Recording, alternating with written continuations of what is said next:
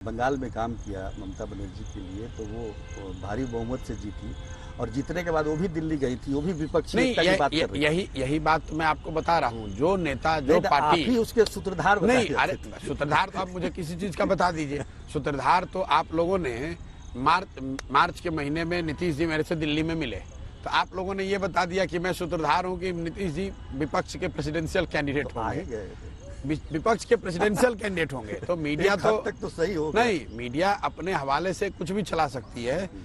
मैं यही बात आपको बता रहा हूँ। जैसे ममता दी बंगाल में जीती, तो स्वाभाविक तौर पे जब वो दिल्ली जाएंगी तो मीडिया की उनमें ज्यादा दिलचस्पी है, जो दूसरे दल है उनकी दिलचस्पी है, लोग आपस में एक दूसरे से मिलते रहते हैं। लेकिन इसका मतलब ये नहीं है कि आप उसको सक्सेसफुली एक नए रणनीति, नए स्ट्रेटेजी के तहत एक बेहतर नैरेटिव और फेस के साथ कोई बड़ा प्रयोजन कर पा रहे हैं जिसका राष्ट्रीय राजनीति पर कुछ फर्क पड़े।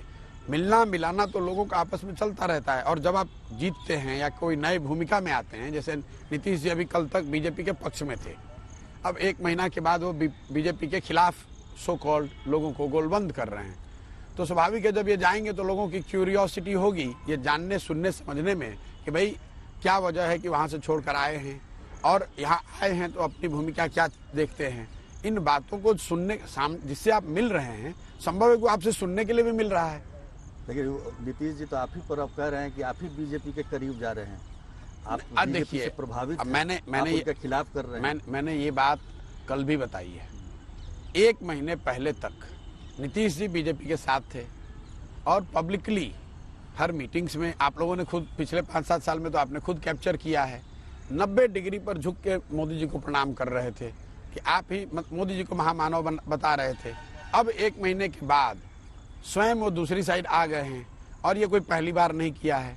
2015 में हम लोगों ने देखा है, और नीतीश जी का जो यहाँ कार्यकाल रहा है 2000 से, जब से वो राज्य की राजनीति में महत्वपूर्ण हुए हैं, और 2005 से तो मुख्यमंत्री ही हैं, उसमें ज्यादातर समय तो वो बीजेपी के साथ सरकार में रहे हैं, और वो दूसरे को सर्टिफिकेट दे रहे हैं कि कौन बीजेपी का ए टीम है और कौन बी टीम है। प्रसाद जी ये चाहते थे कि जब ये दोबारा गए एनडीए में, चाहते थे कि वो विपक्ष के चेहरा बने। नहीं, दिक्कत है पहले में देखिए महागठबंधन 2015 के मैं आपको बता रहा हूं और आज के नीतीश कुमार में क्या फर्क, बहुत जमीन आसमान का फर्क है।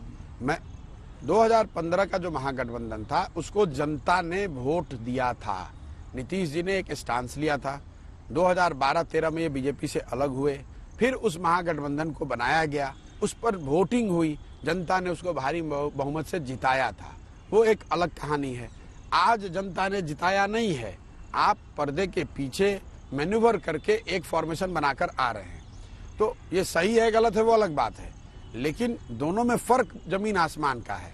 पीछे के घटनाक्रम में जनता का मैंडेट उस गठबंधन को मिला हुआ था, और उस समय भी राष्ट्रीय राजनीति पे उसका कोई सीधा प्रभाव नहीं था। मैं तो उस समय भी यहाँ से छोड़ के चला गया था। राज्य में कोई फॉर्मेशन बनाकर आप जीत गए, इसका मतलब ये जरूरी नहीं कि पूरे राष्ट्र में वो फॉर्मेशन एक्सेप्टेबल हो जाए। माहौल में देखें प्रशांत जी, तो नीतीश कुमार को कहा जा रहा है कि प्रधानमंत्री के उम्मीदवार हो सकते हैं, विपक्ष के चेहरा हो सकते हैं, लेकिन जो नेताओं की भीड़ है, जो जैसे अरविंद केजरीवाल हैं, ममता बनर्जी हैं, केसीआर हैं, आप कहाँ पाते हैं कि मतलब देखिए ऐसा व्यक्ति है? बार बार आप मुझे उसी विषय में खींच कर लाना चाहते हैं जिससे मैं अपने आप को अलग कर चुका हूँ।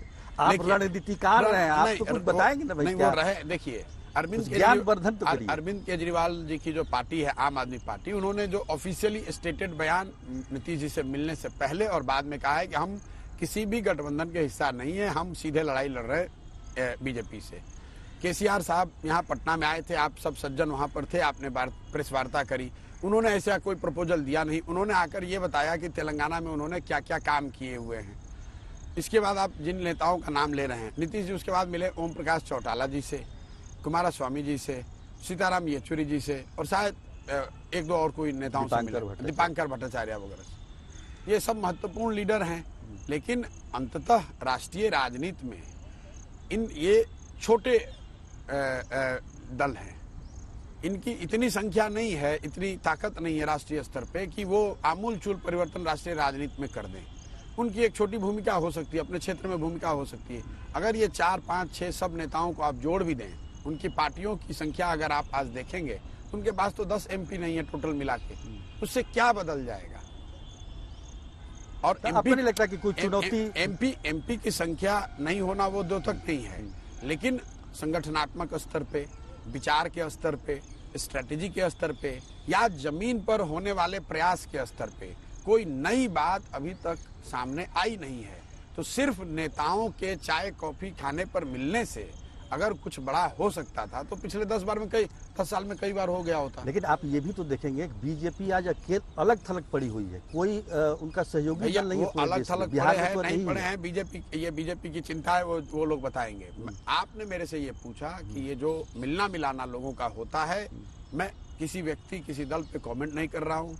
आपने कहा कि आपकी जो पीछे की भूमिका थी उस समझ के आधार पर बताइए कि इसका क्या असर हो सकता है। मैं आपको ये बता रहा हूं कि चाहे जितने नेता मिल लें, जब तक आपके पास कोई एक सोची समझी रणनीति ना हो, एक संगठन या संगठन का कोई स्वरूप ना हो, जमीन पर काम करने की कोई ताकत जो कि पहले से बेहतर हो वो ना हो, एक ऐसा कोई चेहरा ना हो जो विश्वसनीय हो, एक ऐसा नैरेटिव ना हो जिससे कि जनता जुड़ सके, तो आप जितनी चाय पीना है पी लीजिए, जितनी खाना खाना है, मीटिंग करना है कर लीजिए, उसका कोई बहुत असर नहीं पड़ेगा। ये मेरी समझ है। संभव है कि मैं ज़्यादा नहीं समझता हूँ, ये बहुत सीनियर लीडर लोग हैं तो ये इनके दिमाग में कुछ दूसरा चल रहा है। आप किसी से जब मिलिएगा तो उनसे पूछ लीजिएगा।